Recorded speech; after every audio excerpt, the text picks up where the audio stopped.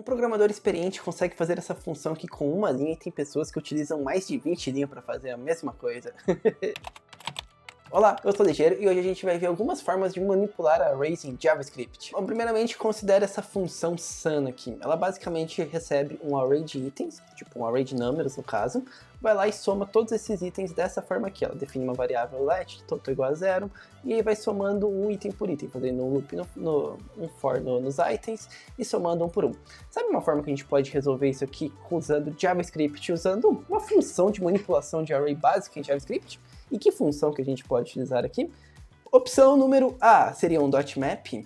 Opção número B seria um .filter. Opção número C seria um .reduce.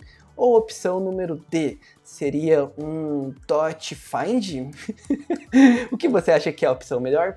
Eu acho assim que, na verdade, find acho que não tem nenhum sentido, né? Filter também não. Map pode até fazer um sentido, mas a certa aqui pra gente utilizar da melhor forma seria um filter, um reduce no caso, né? Como que a gente pode usar um reduce para fazer essa mesma coisa aqui que está utilizando 10 linhas, utilizar uma linha só? Você sabe? A gente pode simplesmente mandar um return aqui, items.reduce. Reduce ele toma uma função, o primeiro parâmetro do reduce é uma função, e o segundo parâmetro é o início desse acumulador que a gente está criando. Porque um reduce ele vai pegar um array assim, de dados e vai reduzir ele, o melhor é reduce, né? Reduzir ele conforme a sua função aqui dentro. Então, o primeiro parâmetro é a função de tratamento, que vai receber todos os itens, e um acumulador. O acumulador a gente define como segundo parâmetro o valor inicial. Então, por exemplo, eu posso definir que o acumulador é 0, e aí uma sintaxe padrão é ACC e cur. Porque o primeiro parâmetro dessa função é o valor do accumulator, e o cur, que é o segundo parâmetro, é o corrente item desse array. Então, tipo, ele vai lendo esse array, o primeiro item vai jogar aqui em cur, e o primeiro valor inicial do ACC vai ser o que a gente passar aqui. Se a gente não passar nada, vai ser undefined. Mas como a gente quer somar isso tudo aqui, então a gente só faz um ACC cur aqui. Quer ver? Eu vou rodar primeiro esse appzinho aqui pra gente ver o resultado dele. Vou botar arrays aqui. O resultado dele é 21, então vou rodar ele aqui, ele vai dar 21 para mim. Tem que fazer a mesma coisa agora com essa função. Como que a gente pode fazer? A gente pode simplesmente mandar um return ACC mais cur, porque a gente quer somar todos os itens do array.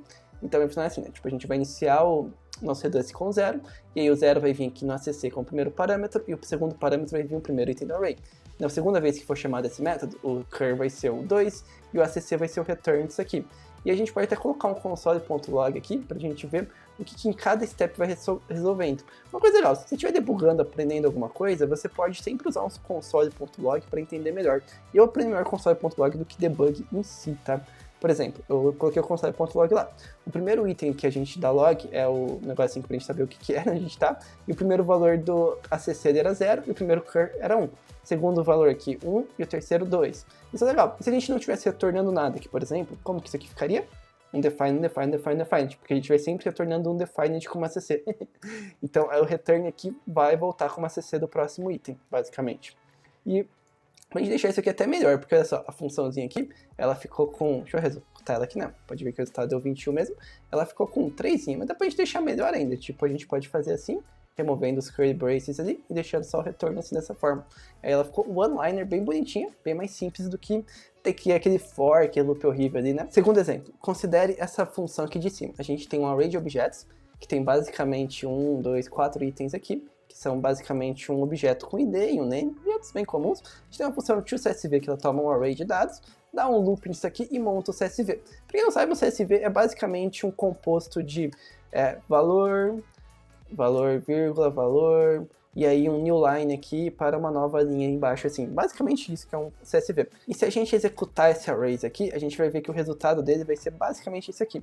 Isso aqui é basicamente um CSV. Ah, ele tá até errado aqui, porque o barra aí, na verdade, tinha que ser no final, né? Não dentro do parênteses. E esse aqui é basicamente um CSV.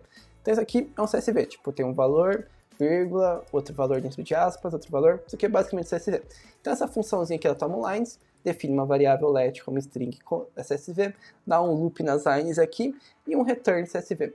Como que é a forma que a gente pode resolver isso aqui? Qual que é a melhor forma da gente utilizar isso aqui sem ser esse loop aqui e gastar, sei lá, 5 linhas para isso? Como que é uma forma que a gente pode melhorar isso? Você sabe? Como que a gente pode fazer isso? A gente pode usar o quê? Um map? Um reduce? Um map, né? Para escrever errado. Um map? Um reduce? Um combo de map, reduce, filter? O que a gente pode utilizar nisso aqui? Bom, uma forma da gente fazer seria, ao invés da gente ter essa variável aqui, a gente poderia definir um const CSV, ele ser um array, e aí a gente dá um CSV push aqui, esse v.push, e aqui no final a gente manda um join nas lines para eles ficarem exatamente iguais. A gente definiu um array, e aí para cada item a gente vai dando um push aqui, e aí retorna ali. O resultado aqui vai ser o mesmo. A diferença é que foi até melhor aqui, porque não adicionou uma linha no final. Ele adicionou uma linha só dentro. Então a gente já melhorou um pouco o nosso código, que não está adicionando uma linha a mais, mas ainda dá para melhorar um pouquinho mais, vai. A gente definiu um const aqui. A gente pode fazer, a gente acabou de ver um Redux. A gente pode fazer o quê? Pode usar o próprio Redux para isso. Então eu posso mandar aqui um return, lines.redux, acc, curve, mandar aqui. E aí o valor de inicialização aqui vai ser um pouquinho diferente, ele vai ser um array. Por quê? Por que a gente vai inicializar isso aqui com um array? Boa pergunta, jovem padawan. A gente basicamente aqui, ao invés de ter esse push aqui, a gente vai ter um return acc.concat e aqui o valor do nossa line. E acho que se a gente fizer isso aqui e der um join aqui no final com o nosso bonitinho aqui, ele vai ficar certinho, vai fazer a mesma coisa que a gente estava fazendo. Opa, fiz aqui um line, na verdade, né? Deixa eu mudar o cur aqui, né? Mudar para cur e cur.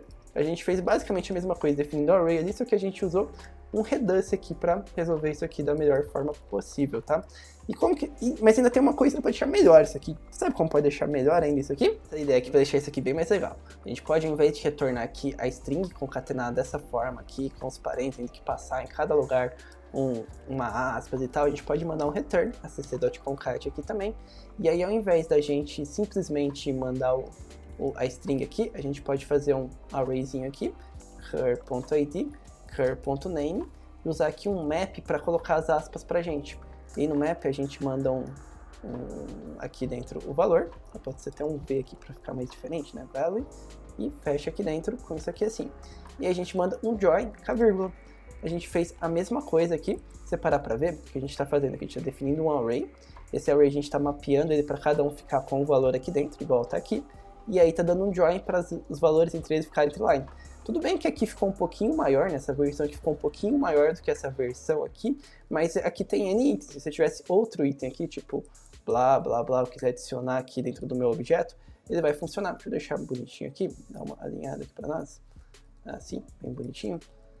Aí você vai ver que vai ser o mesmo resultado. A diferença é que agora tem um blá blá blá no final, mas se eu remover o blá blá blá, ele vai ficar igualzinho ali. Ou seja, a gente já diminuiu bastante nosso código, deixou ele bem mais flexível, usando simplesmente uma funçãozinha no JavaScript. Uma funçãozinha Redux que pode te ajudar a reduzir as coisas e ajudar bastante a sua vida. E se você gostou desse vídeo, não esquece de se inscrever aqui no canal e compartilhar com todo mundo, principalmente com aquele amigo seu que não sabe usar um Redux. Tamo junto!